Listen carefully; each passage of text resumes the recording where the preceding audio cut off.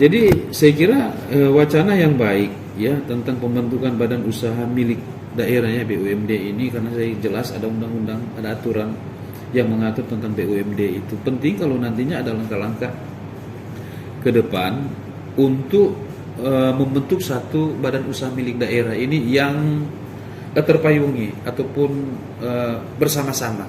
Ini penting. Memang ada saat ini PD Pasar, ada PDAM, ada PT Air. Itu kalau PT Air kan joint venture antara pemerintah Manado dan Belanda. Joint venture itu ada dalam batas-batas yang telah diatur oleh aturan-aturan yang ada. Artinya apalagi saat ini saham terbesar ada di PT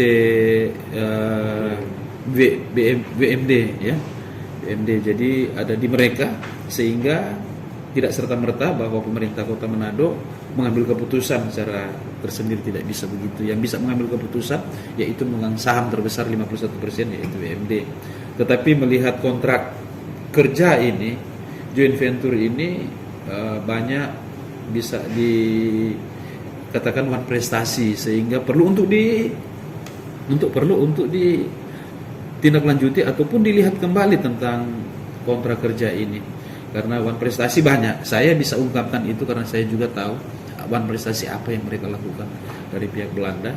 Namun 2022 ini sudah selesai ya kontrak kerja ini. Saya pikir tidak perlu untuk diperpanjang, berikan kepada daerah, nanti daerah yang kelola. Karena dengan dikelola oleh pemerintah daerah, bantuan daripada pemerintah pusat bisa masuk. Pemerintah tidak akan membantu kalau nantinya badan usaha milik daerah ini yaitu kerjasama internasional ya, dengan pihak luar negeri. Jadi mereka tidak akan bantu. Nah, untuk itu saya kira ditarik dan diambil langkah baik untuk membentuk BUMD itu penting. Antara lain juga tentang perusahaan daerah PD Pasar saat ini.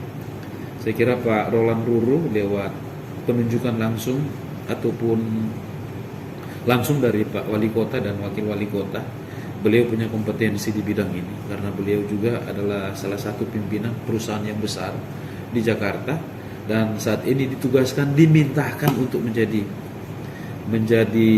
dirut PD Pasar Kota Manado. Artinya bukan dari sisi laik ataupun dislike, tetapi benar-benar beliau ini mempunyai kompetensi ya, Pak Roland dulu.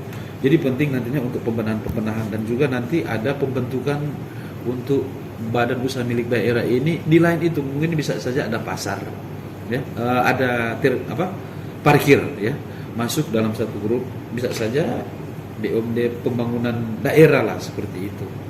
Dan selanjutnya saya berpikir nanti Pak Wali Kota ini perlu untuk pikirkan tentang pendapatan yang ada di daerah ini. Perlu untuk dibuat satu peraturan daerah tentang pendapatan daerah ini, yaitu lewat sosial corporate ya, CSR corporate ya.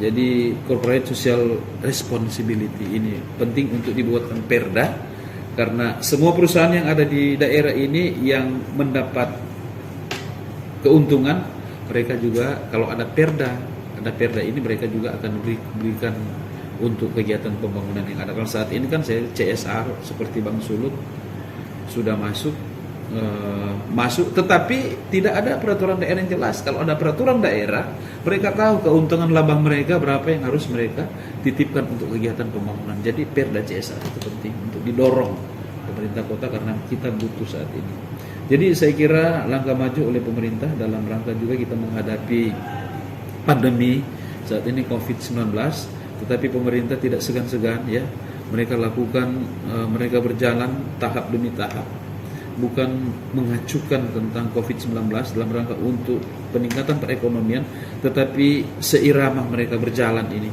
Di samping itu tetap berjalan tentang penanggulangan COVID ini.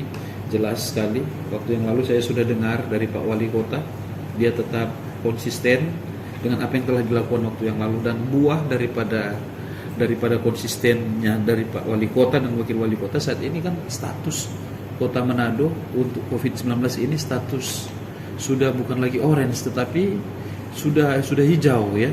Ya, sudah mendekati, hampir Manado ini tidak ada lagi ketambahan pasien COVID-19 sampai saat ini. Saya kira ada beberapa hari ini sudah tidak ada, karena luar biasa saya kira pemerintah yang tentu dipilih oleh Tuhan, pasti Tuhan akan memberkati kota ini.